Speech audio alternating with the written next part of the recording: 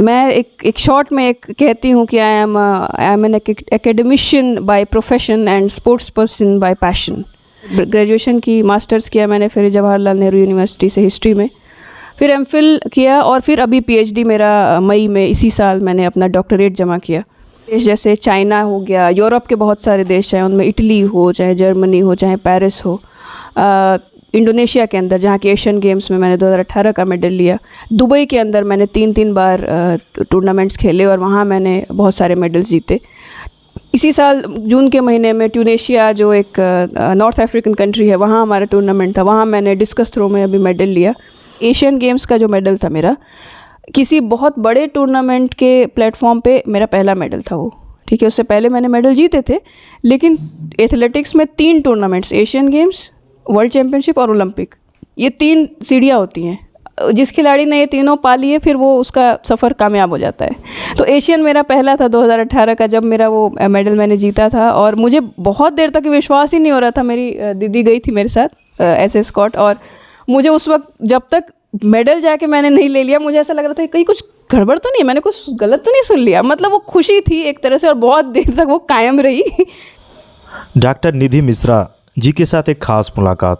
दोस्तों, para athlete, 150 से ज़्यादा मेडल, भारत के यशस्वी प्रधानमंत्री जी मिले, प्रणब मुखर्जी जी ने इन्हें मेडल दिया, राज्यवर्धन सिंह राठौर से लेके SRK कहे जाने वाले शाहरुख खान ने इनका हौसला बढ़ाया।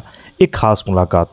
इसके साथ साथ दिल्ली यूनिवर्सिटी का वो सफ़र मैं साझा करूँगा डॉक्टर निधि मिश्रा जी के साथ। मेरा जो डिसेबिलिटी है वो एक प्रोग्रेसिव डिसऑर्डर है, जिससे RP कहते हैं, रेटिनाइटिस पिगमेंटोसा। तो इसमें क्या होता है कि इनिशियली जब मैं छोटी थी मुझे दिखता था, और बहुत, ये ऐसा नहीं था कि मुझे एक एज ए चाइल्ड आपको पता नहीं होता है, तब मेरे पास कुछ और तरीके से चीज़ों को देखने का नज़रिया था। तो I wanted to get into badminton. मुझे बैडमिंटन लोगों को खेलते हुए देखना बड़ा पसंद था, और मेरा मन था कि मैं बैडमिंटन खेलूँ, बैडमिंटन में मतलब पढ़ाई के अलावा जो है ये गेम जो है एज ए प्रोफेशनली टेकअप करूँ। लेकिन जैसे जैसे एज थोड़ी बढ़ी, दिखने की दिक्कतें बढ़ी, और रियलाइज़ हुआ कि नहीं, ये this is not something I can get into, या मैं ये नहीं कर सकती। तो मेरे सामने फिर पैरा स्पोर्ट्स का एक ऑप्शन आया, मुझे पता चला कहीं से, और मैंने जो है पैरा स्पोर्ट्स के अंदर एथलेटिक्स ट्राई किया। एथलेटिक्स में भी शुरुआत में मैंने कई सारे इवेंट्स ट्राई किए। मैंने रनिंग ट्राई की, रनिंग में भी मैंने लॉन्ग डिस्टेंस रनिंग ट्राई की, बाकी शॉर्ट डिस्टेंस की पहले। फिर बहुत एक्सप्लोर करते करते तब मुझे पता चला कि अच्छा, मेरी स्ट्रेंथ या मेरी जो सबसे अच्छी ताकत जो है कौन से इवेंट में है। और फाइनली मुझे ऐसा लगा कि हाँ, डिस्कस जो है, डिस्कस थ्रो मेन इवेंट की तरह हम कर सकते हैं, वो बेहतर हम कर पाते हैं, और शॉर्ट पुट कॉम्प्लीमेंट्री इवेंट की तरह। दोस्तों, देशों की अगर मैं बात करूं, इटली से लेके ट्यूनीशिया से लेके बड़े बड़े देशों में जाकर भारत के झंडे के नीचे वो करतब दिखाना और गोल्ड मेडल जब मिलता है, माता पिता जब वो उसे देखते हैं, सबका एक सपना है, सपना देखते हैं आप, सपने को आप सजोते हैं, लेकिन उसे आप मेडल बड़ी बात है। दोस्तों, अब मैं आपसे जानूंगा, क्या आपने कभी बचपन में आपने सोचा होगा कि राष्ट्रपति के साथ मिलना या मेडल मिलना, वो सफ़र? जी देखें, कहते हैं कि मेरा ये मानना है कि आपके सामने जब कठिनाई आती है, जब आपके सामने स्ट्रगल आती है, तो आपके साथ साथ सॉल्यूशंस भी आते हैं उसके। मैं ऐसा समझती हूँ कि अगर मेरे पास ये चैलेंज नहीं आता कि आपको दिखने में जो है दिक्कतें आ रही है, शुरुआती दौर में स्ट्रगल था बहुत, क्योंकि नई कंडीशंस में अपने आप को थोड़ा सा कंफर्टेबल करना। लेकिन जैसे ही मैं कॉलेज में आई और पढ़ाई वगैरह को लेके थोड़ा सा अपना फोकस अच्छा रखा मैंने, तो अच्छी बात ये थी मेरे साथ कि मेरे घर वालों का भी हमेशा मेरे साथ सपोर्ट रहा। मेरे आसपास के एनवायरनमेंट में जो लोग मेरे दोस्त मित्र या मेरे साथ रहने वाले मेरे टीचर्स, तो वो मेरे लिए सपोर्टिव रहे, तो उसका रिज़ल्ट मेरे लिए बेहतर हुआ। इसका ही परिणाम था कि जैसे दिल्ली यूनिवर्सिटी में, मैं दिल्ली के 80 के लगभग कॉलेज हैं, 80 से ऊपर ही होंगे। उन 2010 से 13 में मैंने ग्रेजुएशन किया। मेरा सेशन जो है ग्रेजुएशन का हिस्ट्री ऑनर्स में मैंने BA किया। तो इन 80 कॉलेजेस के सारे स्टूडेंट्स को मिला के रिज़ल्ट बनता है टॉपर का। तो मैंने यूनिवर्सिटी टॉप किया था। दिल्ली यूनिवर्सिटी में मैंने गोल्ड मेडल लिया, शंकर दयाल शर्मा गोल्ड मेडल मुझे मिला हिस्ट्री के अंदर। तो वहाँ से कॉन्फिडेंस भी आता है, और कहीं ना कहीं आप एक तरफ अगर कहीं लैक कर रहे हैं या कोई दिक्कत है आपको, तो कहीं ना कहीं आपको एक प्रेरणा खुद से भी एक हिम्मत मिलती है कि ठीक है, कोई बात नहीं, एक दूसरी चीज़ तो कर सकते हैं हम, एक नहीं। साथ में स्पोर्ट्स जो है प्रोफेशनली, क्योंकि 2010 से ही मैंने पैरा स्पोर्ट्स में एंट्री ली और स्पोर्ट्स करना शुरू किया। वो भी तब से ही शुरुआत हुई मेरी, जब से मैं दिल्ली यूनिवर्सिटी में मैंने ग्रेजुएशन में दाखिला लिया। और उस दौरान छोटे लेवल पे जैसे स्टेट गेम्स में खेल लिया, यूनिवर्सिटी के लेवल पे खेल लिया, तो अच्छा कर रहे थे, मेडल्स आ रहे थे। फिर धीरे धीरे वहाँ से मेरे जो कोच थे या मेरे साथ जो ट्रेनिंग करा करते थे, वो कोच मैं जानना चाहूँगा उनके नाम। कोच अभी तो मेरे कोच जो हैं वो जवाहरलाल नेहरू यूनिवर्सिटी के अंदर ही डॉक्टर राकेश यादव हैं, जो मुझे ट्रेन कर रहे हैं। इसके पहले मेरे कोच जो थे शुरुआती दौर में, वो दूसरे थे। तो मुझे कुल मिला के ये था कि मुझे सपोर्ट भी मिला, और क्योंकि एक तरफ आप, ये लाइफ का यही रूल है, अगर आपको एक तरफ कुछ ना कुछ अच्छा मिल रहा है तो आपको थोड़ा इंस्पायर होना पड़ता है। अगर मैं घर में बैठ के ये सोचूं कि सब होगा तो नहीं होता। दोस्तों, गोल्ड मेडल लाना, उसके साथ खेलना भी, बच्चों को देखना, जो भी बच्चों को ये टीचिंग कर रही हैं यूनिवर्सिटी में, मैं जानना चाहूँगा किन किन देशों में आप गई हैं वहाँ पे और अपना प्रदर्शन किया। अच्छा, तो देखिए, मैं एक शॉर्ट में एक कहती हूँ कि I am N academician by profession and sports person by passion. तो मेरी दोनों चीज़ें साथ साथ चली। मैंने पढ़ाई छोड़ी नहीं कभी, क्योंकि मुझे पढ़ाई से मुझे प्यार है। मैंने ग्रेजुएशन की, मास्टर्स किया मैंने फिर जवाहरलाल नेहरू यूनिवर्सिटी से हिस्ट्री में, फिर एमफिल किया, और फिर अभी पीएचडी मेरा मई में इसी साल मैंने अपना डॉक्टरेट जमा किया। पढ़ाई तो चल रही थी मेरी, साथ साथ मैंने स्पोर्ट्स जो है उसको कंटिन्यू रखा। और जैसे कुछ देश, जैसे चाइना हो गया, यूरोप के बहुत सारे देश, चाहे उनमें इटली हो, चाहे जर्मनी हो, चाहे पेरिस हो, इंडोनेशिया के अंदर जहाँ के एशियन गेम्स में मैंने 2018 का मेडल लिया, दुबई के अंदर मैंने 3 बार टूर्नामेंट्स खेले और वहाँ मैंने बहुत सारे मेडल्स जीते। इसी साल जून के महीने में ट्यूनेशिया, जो एक नॉर्थ अफ्रीकन कंट्री है, वहाँ हमारा टूर्नामेंट था, वहाँ मैंने डिस्कस थ्रो में अभी मेडल लिया। तो मेरा पर्सनली, मेरी जो जर्नी रही है, मेरा जो सफ़र रहा है, वो कुछ ऐसा रहा है कि मेरे लिए पढ़ाई और स्पोर्ट्स कभी भी कॉन्ट्रडिक्टरी नहीं रहे, दोनों ने कॉम्प्लीमेंट ही किया है एक दूसरे को। अब आज की डेट में ये है कि जॉब कर रही हूँ मैं एक, तो उसकी ज़िम्मेदारियाँ कुछ थोड़ी अलग हैं और कुछ चैलेंजेस पेश आ रहे हैं, क्योंकि पढ़ाना बच्चों को, उनके भविष्य की भी बात है, एक ज़िम्मेदारी वाली चीज़ है, टाइम को लेके फ्लेक्सिबिलिटी नहीं है। तो अब थोड़े से चैलेंजेस ज़रूर पेश आ रहे हैं, लेकिन अब तक मेरा जो सफ़र रहा है वो बहुत ही ठीक रहा है, और लोगों के सपोर्ट से और मेरी थोड़ी कंसिस्टेंसी से। दोस्तों, मैं भारत की बात करूं, ऐसे एथलीट नहीं हैं, जहां तक मैंने बहुत सारे ऐसे एथलीटों से मैं मिला इंटरनेशनल स्तर के, चाहे एशियन हो चाहे ओलंपिक हो, लेकिन पहली बार मैं जिनसे बात कर रहा हूं, मैं आपको बताऊं, डॉक्टर निधि मिश्रा। मतलब कि पढ़ना भी है, इसके साथ साथ खेलना भी है, और प्रदर्शन जो इन्होंने दिखाया है, ये कहने का विषय नहीं है। अपने चैम्पियनशिप की बात की, जो कि एक सपना होता है कि वर्ल्ड चैम्पियनशिप में हमारा मेडल आए।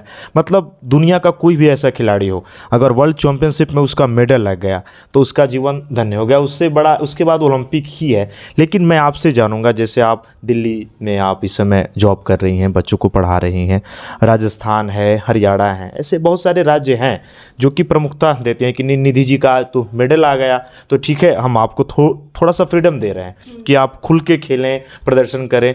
यहाँ पे मैं आपसे जानूंगा कि क्या थोड़ी सी दिक्कतें होती हैं, क्योंकि यार खेल भी तो है।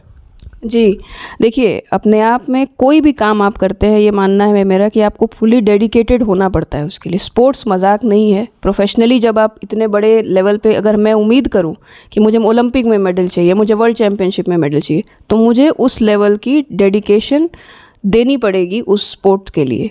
अभी क्या है कि दिल्ली सरकार जिस शिक्षा विभाग में हूँ मैं कार्यरत, तो वहाँ पे अगर मुझे थोड़ी सी समझ डिपार्टमेंट की तरफ से या सरकार की तरफ से, क्योंकि हम दिल्ली की तरफ से खेल रहे हैं इतने बड़े लेवल पे, अगर मैंने मेडल लाया है, जैसे एक छोटा सा एग्जांपल लूँ मैं, अगर थोड़ा टाइम का फ्लेक्सिबिलिटी हो। अभी आपको एक एग्जांपल बताऊं कि अगस्त के महीने में इसी साल मेरा एक टूर्नामेंट था बेंगलोर में, और मुझे डिपार्टमेंट में छुट्टी ही नहीं दी। उन्हें यही नहीं पता था, उन्होंने कहा कि नहीं हम छुट्टी नहीं देंगे आपको, आप खेलने नहीं जा सकते। तो अब मैं इसको कैसे देखूं कि या तो खिलाड़ी की रिस्पेक्ट नहीं है, या आप समझना नहीं चाह रहे, मुझे नहीं पता। जैसे एग्जाम्पल के लिए आप देखिए दूसरे राज्यों में है, हरियाणा है, राजस्थान है, पंजाब है, दूसरे देश जो राज्य है वहाँ, हाँ, और इवन उत्तर प्रदेश ने अब काफ़ी अच्छा जो मतलब पॉलिसीज़ जो है, नई पॉलिसी फॉर्मुलेट की है। तो अल्टीमेटली हम जब खेल रहे हैं अपने देश के लिए, वो ऑनर लेके आ रहे हैं, उसके लिए दिन रात पसीना बहा रहे हैं, और उसके बावजूद अगर हमें थोड़ा सा कोऑपरेशन नहीं मिले तो फिर थोड़ा सा मुश्किल हो जाता है, थोड़ा सा दुख भी होता है कि मतलब कहाँ हम खड़े हैं। अगर हमें नीरज चोपड़ा को और दूसरे एथलीट्स को अगर इस तरह का सपोर्ट मिल सकता है कि उन्हें हरियाणा गवर्नमेंट ने उनको स्पोर्ट्स में इतना सपोर्ट दिया है कि उन्हें जॉब भी है, उन्हें इस बात की फ़िक्र नहीं रहेगी कि घर में मतलब कैसे क्या इश्यूज़ होंगे या मुझे कल की डेट में मैं कैसे सर्वाइव करूँगा, तो वो पूरी तरीके से फोकस करेंगे ट्रेनिंग पे।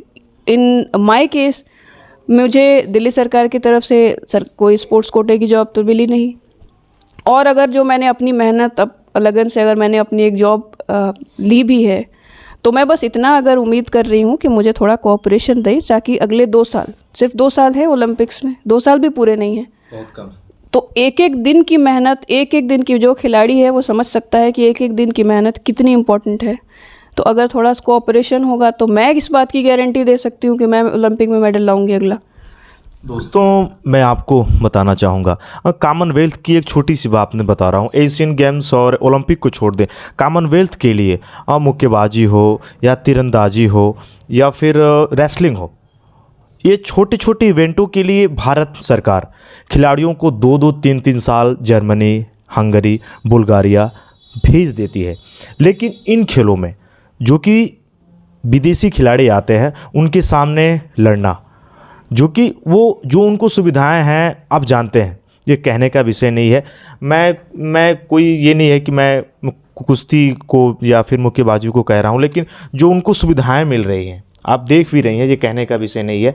आप क्या कहेंगे जो भी सरकार है कि अगर उनको इतनी सुविधाएं हैं तो मेरे लिए ऐसा क्यों? जी, यही कहना चाहूँगी मैं कि अगर आप पिछला रिकॉर्ड देखें ना, ओलंपिक में जो मेडल्स लाए पैरा स्पोर्ट्स के खिलाड़ियों ने और बाकी खिलाड़ियों ने भी, एशियन गेम्स के जो पिछले एशियन गेम्स के मेडल थे उनमें भी, अभी रिसेंटली 2021 में ओलंपिक्स टोक्यो वाले उसमें भी।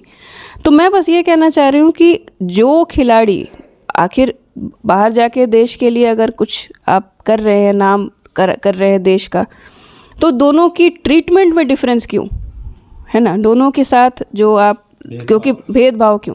क्योंकि आप मेहनत, हमें भी चाहिए मेहनत। अगर आप एक व्यक्ति को अगर आप सपोर्ट कर रहे हैं तो दूसरे व्यक्ति को भी अगर आप उतना अगर सपोर्ट करेंगे, तो हम इस बात के लिए गारंटी देते हैं कि जितना मेडल चाइना और अमेरिका लेके आता है, जब हम लोग कहते हैं कि हम उतने मेडल कब लाएंगे, इसकी वजह तो यही है ना। हमें अगर थोड़ा सा सहयोग मिले तो फिर हम देखें चाइना कैसे लेके आएगा, इंडिया क्यों नहीं, इतना टैलेंट है इंडिया के अंदर, तो हम क्यों नहीं कर सकते? तो बस सरकार ये है कि थोड़ा सा नीतियों में थोड़ा फ्लेक्सिबिलिटी रखे, थोड़ा समझें कि जो व्यक्ति या हम जो खिलाड़ी, मेरे जैसे और भी खिलाड़ी हैं बहुत सारे जो करना चाहते हैं, जो उनके पास टैलेंट है और वो कर लेंगे, तो उन्हें थोड़ा सहयोग दें कि उन्हें अपने जीवन के बारे में दूसरी चीज़ों से मुक्त होके, डेडिकेटेड होके ट्रेनिंग करने के लिए, स्पोर्ट्स में थोड़ा अपना टाइम देने के लिए थोड़ा मौका मिले, थोड़ा वो निश्चिंत होकर ट्रेनिंग कर सकें। एक बार आप थोड़ा सा उनको इतना सपोर्ट देंगे, अगले बार आप रिज़ल्ट खुद देखेंगे कि कितना अच्छा आता है, बेहतर आता है आपसे। पीएचडी भी आपने की है, जो कि नक्सलवाद पे आपने शायद रिसर्च भी किया, मैं जानना चाहूँगा कुछ उसके बारे में। जी, मेरा काम, जैसे कि मैं हिस्ट्री की स्टूडेंट हूँ और मेरा ज़्यादा इंटरेस्ट रहा है सोशियो कल्चरल या सामाजिक और सांस्कृतिक पक्षों के अध्ययन में, और उसमें भी ख़ास तौर पे मैं जाति और लिंग यानी जेंडर और कास्ट की स्टडीज़ पे ज़्यादा फोकस मैंने किया है। मेरा इंटरेस्ट रहा है पढ़ने में थोड़ा।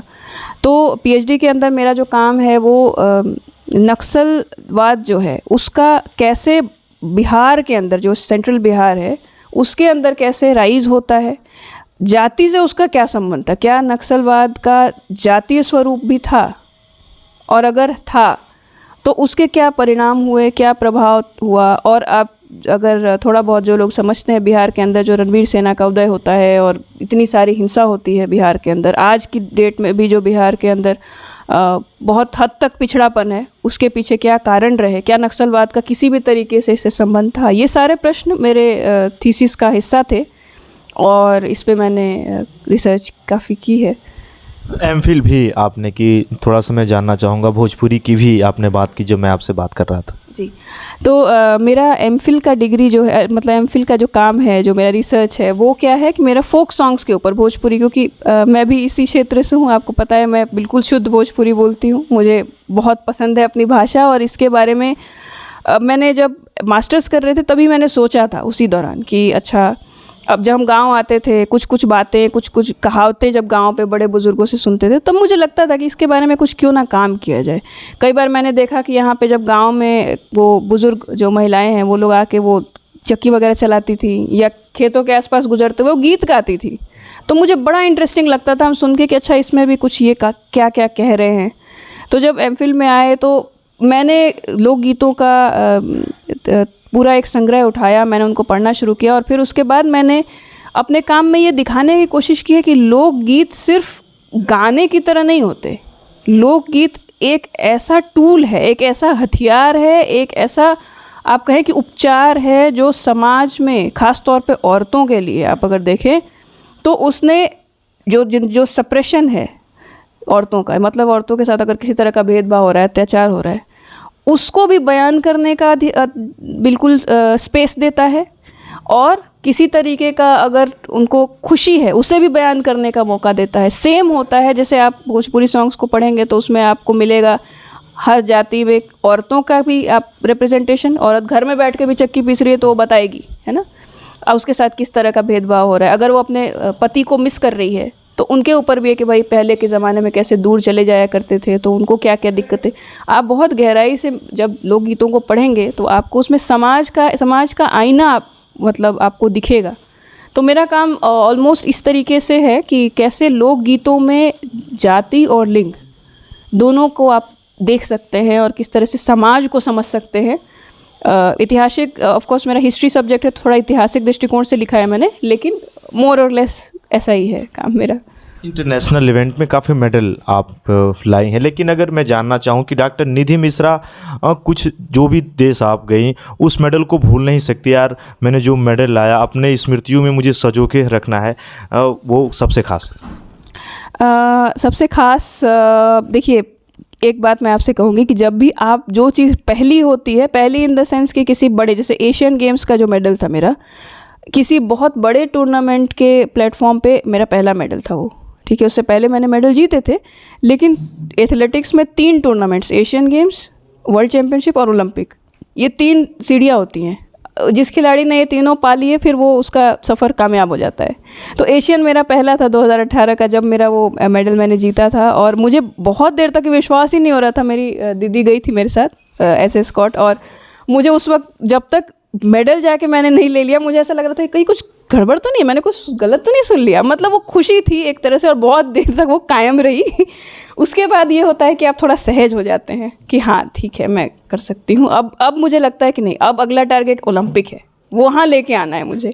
तो वो एक बहुत अच्छा टाइम था, बहुत अच्छा कह सकते हैं आप क्षण थे मेरे लिए। और जब वापस आए हम लोग को जिस तरीके से, चाहे वो भारत के प्रधानमंत्री है, चाहे न्यूज़ मीडिया वाले हैं, या जिस तरीके से सम्मान सबको पसंद है, और जिस तरीके से पूरी टीम को ग्रीट करा गया और पूरा हमारा बेसिकली हमें इनकरेज किया गया, वो बड़ा अच्छा था। मतलब वो पहला, मैंने जैसे कहा कि वो पहली बार था और इसलिए वो मुझे याद भी है। और उसके पहले हमने बड़ा संघर्ष भी किया था एशियन गेम्स में जाने से पहले, क्योंकि बड़ी दिक्कतें थी। एस्कॉर्ट उस टाइम दरअसल हमारे, क्योंकि मेरी कैटेगरी में ब्लाइंड कैटेगरी में हूँ, तो मेरे साथ एक पर्सनल एस्कॉर्ट ज़रूरी होता है जाना। तो कुछ किन्हीं वजहों से, कुछ टेक्निकल दिक्कतों की वजह से मेरे साथ किसी का नाम नहीं था, मतलब दीदी का नाम या किसी का होना चाहिए था। तो बड़ी वहाँ मेरे लिए जाना असंभव था। एक दूसरे देश में आप जाएंगे अकेले और फिर फोकस करना टूर्नामेंट पे, तो बड़े परेशान थे। लेकिन जब एशियन के बाद मेडल आया ना, तो वो सारे फिर सार्थक हो गए। मतलब बिल्कुल ही वो लगा कि हाँ ठीक है, क्योंकि 1 अक्टूबर को आई थिंक हम लोग गए थे यहाँ से, 30 सितंबर तक हम लोग बस संघर्ष ही, हम मिनिस्ट्री के चक्कर लगा रहे थे। आप समझ सकते हैं। तो इसलिए मुझे ज़्यादा याद है ये, क्योंकि मैंने बड़ी उसके टाइम मुशक्क़त भी की थी टूर्नामेंट के पहले ही। अगर निधि जी से मैं जानूं कि कभी जिस देश में आप गई हो, पोडियम पे आपने मेडल पे फिनिश किया हो और घर के लोग हों कि यार मेडल मुझे मिल रहा है और कैमरे के सामने मेरे घर वाले देख रहे हैं, कुछ ऐसा दौर मैं आपके जहन से जानना चाहूँगा जो आज दर्शक सुने। देखिए, मैं तो क्योंकि मैं खुद खेलती हूँ तो मैं अपने दृष्टिकोण से बताऊँ तो देखिए, आपके आसपास मेरे ये लकी भी हूँ मैं, इस तरह से मैं आपको कहूँ। कई बार मैंने कहा ना, कई बार आपकी जो कमियाँ हैं ना वो आपको दूसरे तरीके से बड़ा मजबूत बनाती हैं। तो मेरे साथ मेरे टूर्नामेंट्स में कोई ना कोई जाता है, मेरे घर का ही जाता है। मेरे पापा जाते हैं, जैसे ट्यूनीशिया अभी पापा गए थे, मेडल भी लिए। हाँ, इंडोनेशिया बहन गई थी, यूरोप में भी बहन गई थी, चाइना पापा गए थे। तो क्या होता है कि ये लोग होते हैं उस वक्त, अब वो इनका दृष्टिकोण इन्हें कैसा लगता है ये वो बेहतर बताएंगे। मुझे तो अच्छा लग रहा होता है कि हाँ मैंने मेडल लिया और देख रहे हैं मेरे घर वाले सामने। उनका क्या फीलिंग है, वो कैसा महसूस करते हैं, ये बेहतर वो लोग बता पाएंगे। मैं थोड़ा सा बहुत जानूंगा, जैसे कि कभी ऐसा हुआ नहीं ये तो मेरा गेम है, मुझे मेडल, मेरा गोल्ड पक्का है, कभी ऐसा हो गया यार हाथ से मेडल नहीं आया इस बार, यार गोल्ड नहीं लगा? हाँ, ऐसा मेरे साथ हुआ है। ऐसा मेरे साथ एक बार दुबई में हुआ था। दरअसल एक ट्रेजेडी थी। हुआ क्या कि मैंने जो है जेवलिन में मेरा एंट्री जो है उन्होंने कर लिया था। जेवलिन तो मेरा इवेंट नहीं है और मैं उस वक्त गई थी। मुझे तो क्योंकि मेरा इवेंट ही नहीं है तो मुझे पता भी नहीं था, वो टेक्निकल इशू था। तो तैयारी डिस्कस की पूरी थी। अगले दिन जब इवेंट था, इवेंट के हम गए वहाँ पे, अपना कॉल रूम में एंट्री वगैरह कराई। उन्होंने कहा कि आप तो डिस्क्वालीफाइड है। तो मैंने कहा क्यों मैम? बिल्कुल मेरे पैरों के नीचे से ज़मीन खिसक गई। मैंने कहा अरे इतने दूर हम यहाँ खेलने आए, ये क्या हुआ? उन्होंने कहा कल आपका इवेंट था, आपने स्टार्ट नहीं किया, आप डिस्क्वालीफाइड है, कुछ नहीं हो सकता। वो उस वक्त मुझे बड़ा, मतलब आप कह लीजिए कि वो तैयारी से आप जाओ, आप इतनी मेहनत से, बड़ी मुश्किल से, आप जब भारत से बाहर जाता है एथलीट ना, सबकी उम्मीदें होती हैं कि हमारा एथलीट गया है बाहर, और ऐसा हो जाता है तो वो बड़ा बुरा लगता है। फिर हालांकि वहाँ पे ही शारजा के अंदर दूसरा टूर्नामेंट था एक, उसके अगले हफ्ते, उसमें मैंने उसको उस इवेंट में कंपनसेट किया, मेडल लाया। लेकिन जो वो इवेंट छूटा मेरा जिसके लिए हम मेनली गए थे, वो मुझे याद है अब भी, बड़ा मुश्किल था मेरे लिए। मुझे समझ नहीं आता मैं बैठ के रोऊं या इनसे कुछ कहूं, क्योंकि वो टेक्निकल पॉइंट था और वो भी इस वजह से हुआ था कि मुझे मालूम ही था। अगर मुझे पता होता तो ऐसा शायद नहीं होता। तो कभी कभी खिलाड़ियों के जीवन में ये सब भी होता है, देखना पड़ता है, क्या करें। एक ख़ास मुलाकात दोस्तों, अब कम ऐसे लोग हैं पढ़ने के साथ साथ इंटरनेशनल स्तर पे मेडल लाना, और मैंने बताया भी ओलंपिक और विश्व चैंपियनशिप की बात आप करते हैं, इससे बड़ा पूरी दुनिया में कोई खेल होता ही नहीं। और मेडल की इन्होंने बात की कि अगर सरकार इस पे ध्यान देती है तो ज़रूर डॉक्टर निधि मिश्रा मेडल लाएंगी, ज़रूर देखें। और निधि जी आने वाले इवेंट के लिए मेरे चैनल की ओर से आपने इतना समय दिया, आप बेस्ट ऑफ लक, अनंत शुभकामनाएं। Thank you so much. बहुत अच्छा लगा मुझे आपसे बात करके और अपनी बात रख के यहाँ पे। बहुत धन्यवाद। Thank you.